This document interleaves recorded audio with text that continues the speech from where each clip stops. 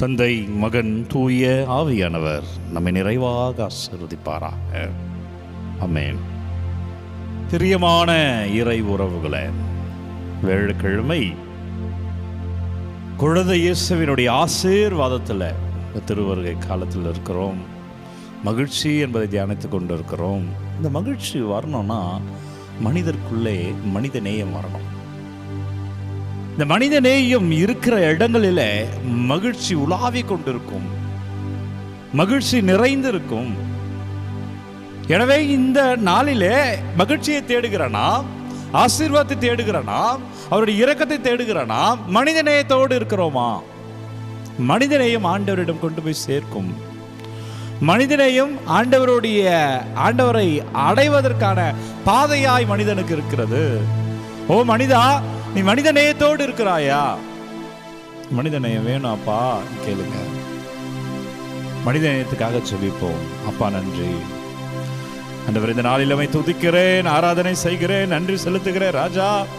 ஓ வல்லவரே, நல்லவரே, நன்றி அப்பா. அபிஷேகத்துக்கு நன்றி ஆண்டவரே, ஆசீர்வாதத்துக்கு நன்றி அப்பா. ஜெபிக்கிற பிள்ளைகள் தொடப்படும்படியாய் ஜெபிக்கிறேன் ஆண்டவரே, ஆசீர்வதிங்க. நன்றி ராஜா, துதிக்கிறோம், ஆராதனை செய்கிறோம். ஒப்பு கொடுத்து அவரை ஆராதிக்கிற வேளையில என்ன மனித நேயம்? இன்னைக்கு நற்செய்தியில பாருங்க, மனித நேயம் என்ன அப்படின்றத ஆண்டவர் நற்செய்தி மூலமாய் நமக்கு படமிட்டு காட்டுகிறார், ஒரு மேற்கோளாய் தருகிறார். மத்தேயு நற்செய்தி 1வது அதிகாரம் 18 to 25 எடுத்து வாசிங்க. இந்த வீடியோவை பாஸ் பண்ணிட்டு கூட நீங்க நற்செய்தியை வாசிச்சுட்டு வந்து பாருங்க, உங்களுக்கு விளங்கும். ஆண்டவருடைய பிறப்பை பற்றி, குறிப்பாய் இயேசு கிறிஸ்துவின் பிறப்பூட்டிய நிகழ்ச்சிகளை பற்றி 2 நற்செய்தியாளர் எழுதுகிறார்கள். ஒன்று லூக்கா, இயேசுனுடைய பிறப்பு என்றாலே லூக்கா நற்செய்தி தான். மத்தேயும் எழுதுகிறார். இருவரும் இருவேறு கோணங்களில் எழுதுகிறார்கள். லூக்கா மரியாவினுடைய பார்வையில், அன்னை மரியா பார்வையில இயேசு கிறிஸ்துவினுடைய பிறப்பை பற்றி அந்த நற்செய்தியில் எழுதப்பட்டிருக்கிறது. மத்தேயோ யோசேப்பினுடைய பார்வையில். அதை நான் ரொம்ப மகிழ்ச்சியாக சொல்கிறேன். ஏனென்றால் நான் எண்ணூரில் இருக்கிறேன், சூசையப்பர் கோயிலில் இருக்கிறேன். சூசையப்பர் பார்வையிலே மத்தேயு நற்செய்தியாளர் எழுதியிருக்கிறார். முடிஞ்சால் நீங்கள் நற்செய்தியை பாஸ் பண்ணிட்டு கூட படிச்சுட்டு வந்து இந்த ஆராதனை தொடர்ந்து பாருங்கள், ஜெபியுங்கள். என்ன பார்வை என்றால், யோசேப்பு யார் என்றால் அவர் ஒரு நேர்மையாளர். இது நமக்கு தெரியும் இல்லைங்களா? யார் நேர்மையாளர் என்றால் இறை சட்ட திட்டங்களை கடைபிடிப்பவர்தான் நேர்மையாளர். அன்றைக்கு நேர்மையாளர் யார் என்றால் தோராவை பின்பற்றுபவர்கள். திருவிவிலியத்திலே முதல் 5 புத்தகங்கள் தோரா. அதுல என்ன இருக்குன்னா, எது செய்யணும், எது செய்யக்கூடாது, இதை யாரெல்லாம் கடைபிடித்தார்களோ அவர்களை அன்றைய சூழலில் நேர்மையாளர்கள் சொல்லுவாங்க. இப்போ நேர்மையாளரான தூய யோசேப்பு, அன்னை மரியா கருவுற்றிருக்கிறார், மனித உறவு இல்லாமல் தூய ஆவியால் கருவுற்றிருக்கிறார் என்றால், மனித உறவு இல்லாமல் ஒருவர் கருவுற்றிருக்கிறார் என்றால், அல்லது கணவனை அறியாமல், கணவன் மூலமாக இல்லாமல் கருவுற்றிருக்கிறார் என்றால், தோரா சட்டப்படி அவர் கல்லால் எறிந்து கொல்லப்பட்டிருக்க வேண்டும். அதுதான் தூய யோசேப்பு செய்திருக்கணும். ஏன்னா அவர் நேர்மையாளர். நேர்மையாளர் யார் என்றால் அன்றைய சூழலில் தோராவை கடைபிடிப்பவர். ஆனா தூய யோசேப்புடைய மனதை பாருங்க, அது மனித நேயம். அதனால்தான் தூய யோசேப்பை ஆண்டவர் தன்னுடைய வளர்ப்பு தந்தையாக வாக்கியத்தை, அழைப்பை கொடுத்திருக்கிறார். அன்னை மரியாவுக்கு எந்த தீங்கும் வரவழைக்கூடாது என்பது தெளிவாக இருந்தார். எனவே வார்த்தை சொல்லுகிறது, நற்செய்தி சொல்லுகிறது, மறைவாய் விலக்கிவிட, வெளியில வெளிப்படையாய் செய்திருந்தால் அன்னை மரியாவை கல்லால் இருந்து கொன்றிருக்க வேண்டும். கணவனை அறியாமல் குழந்தை பெற இயலாது, கணவன் மூலமாக அல்லாமல் குழந்தை பெற இயலாது. எனவே தவறான முறையில் தான் நடந்தது என்று கல்லால் இருந்து கொண்டிருக்க வேண்டும். ஆனால் யோசேப்பு ஆண்டவருடைய வார்த்தையை அறிவதற்கு முன்பாகவே அவர் எடுத்த முடிவு பாருங்க, மறைவாய் விலக்கிவிட. நேர்மையாளர் தோராவை கடைபிடிக்கல. மாதாவுக்கு பிரச்சனை உடனே அந்த சட்டத்திட்டத்தை தாண்டி யோசிக்கிறார். மனுஷங்க 2 வகையில் அன்பர்களே, ரொம்ப குருட்டுத்தனமா சட்டத்திட்டம் கடைபிடிப்பாங்க. அது மனிதருக்கு கேடுதான் விளைவிக்கும். மனுஷனுக்காக தான் சட்டத்திட்டம் வேணும் தான், ரூல்ஸ் அண்ட் ரெகுலேஷன் வேணும். ஆனால் அந்த ரூல்ஸ் அண்ட் ரெகுலேஷனுக்காக உன் பிள்ளைகளை சாகடிக்காதீங்க. கணவர்களை துன்புறுத்தாதீர்கள், மனைவியர்களை துன்புறுத்தாதீர்கள். பிரியமான உறவுகளை சட்டத்திட்டம் குருட்டுத்தனமா கடைபிடிக்கக்கூடாது. ஏன் இதுக்காக தான் இது அப்படின்னா இது அப்படி ஒரு புரிதல் இருக்கணும்.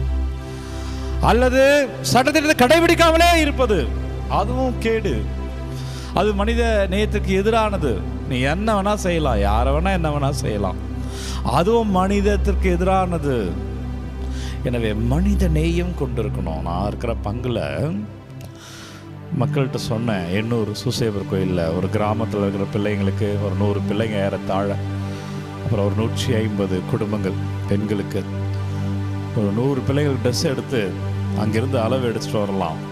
நான் சைஸ் எல்லாம் போட்டு உங்களுக்கு கொடுக்குறேன், நீங்கள் ட்ரெஸ் எடுத்து கொடுக்குறீங்களா, நான் தரேன், உண்மையான கிறிஸ்மஸாக இருக்குன்னு சொன்னேன். நம்ப மாட்டீங்க, எங்கள் மக்கள் 100 பிள்ளைகளுக்கும் ட்ரெஸ் எடுத்து கொடுத்தாங்க. ஒருத்தர் 2 ட்ரெஸ், ஒருத்தர் 3 ட்ரெஸ் அப்படின்னு 150 புடவை எழுதி பேப்பரில் எழுதி போட்டேன். யார் வேணால் எடுத்துகிட்டு போகலாம், பேப்பரில் என்ன இருக்கோ அதை வாங்கிட்டு வரணும். 150 பேருக்கு புடவை எடுத்து கொடுத்தாங்க. 30 குடும்பத்திற்கு அரிசி வாங்கி கொடுத்தாங்க, 5 கிலோ அரிசி. நான் சொன்னேன், இந்த வருஷம் உங்களுக்கு உண்மையான கிறிஸ்மஸ். நம்ம கோயிலில் ஜெபிக்கிற ஜெபத்தை நீங்கள் வாழ்க்கையில் நிறைவு செய்திருக்கிறீர்கள் மனிதநேயத்தோடு. நான் சந்தோஷமா இருக்கேன். என்னை விட கஷ்டப்படுற ஒருத்தர் இருக்கான், அவனுக்கு நான் ட்ரெஸ் எடுத்து கொடுக்குறேன். அவன் அந்த புத்தாடை அணிந்து ஆண்டவரை மகிமைப்படுத்திட்டோம். நான் நல்ல சாப்பாடு சாப்பிட்றேன், என்னை விட நல்ல சாப்பாடு சாப்பிடாத ஒருத்தர் இருக்கிறான், அவனுக்கு நான் ஒரு அரிசி மூட்டை வாங்கி தரேன். அவன் அந்த அரிசி அந்த 1 மாதமாவது அதை நல்ல அரிசியில் சாப்பிடட்டும், அல்லது அந்த அரிசி மூலமாக அவன் கொஞ்சம் வருவாய் சேமித்து கொள்ளட்டும். மனிதநேயம் தான் மனிதத்தை வளர்க்கிறது. கடவுளை இன்னும் அதிகமாய் அவர் அன்பு செய்து கொண்டிருக்கிறார். இன்னமும் மழை பெய்ய வைக்கிறார். இன்னமும் உலகம் அன்பு செய்யப்படுகிறது என்றால் கடவுளுடைய இரக்கம் மனித நேயம். அன்பர்களே, ஆண்டவருடைய இரக்கம் மனிதர்களை வாழ வைக்கிறது என்றால் உன்னுடைய மனித நேயம் சக மனிதனை வாழ வைக்கிறது. அதுதான் ஆசீர்வாதம். யோசேப்போடைய மனது பாருங்க, அவர் மனித நேயத்தோடு செயல்பட இருந்தால் மறைவாய் விலக்கிவிட திட்டமிட்டார்.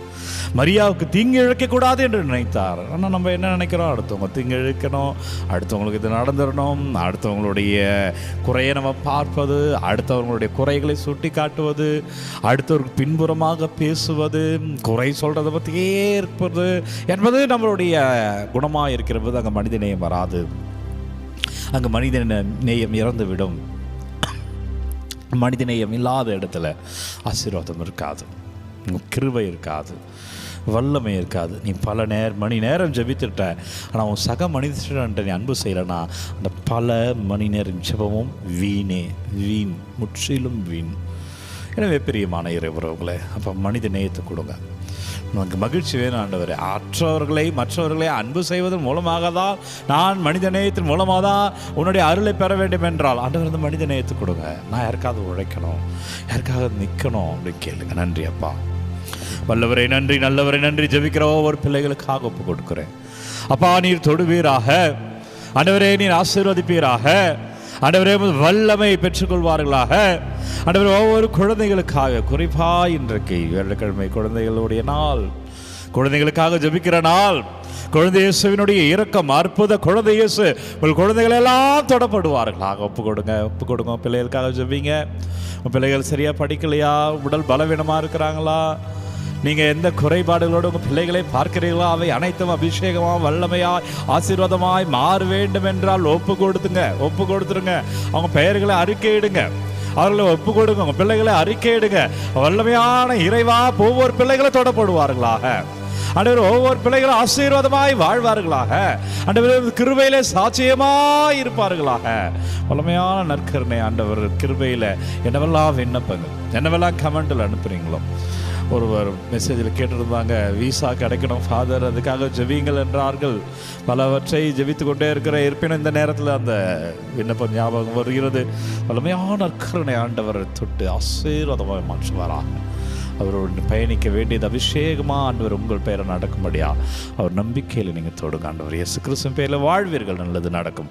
தலை வணங்கி இந்த ஆசீர்வாதத்தை பெற்றுக்கொள்வோம். எல்லாம் வல்ல இறைவன் நம்மை தந்தை, மகன், தூய ஆவியார் நம்மை நிறைவாக ஆசீர்வதிப்பாராக.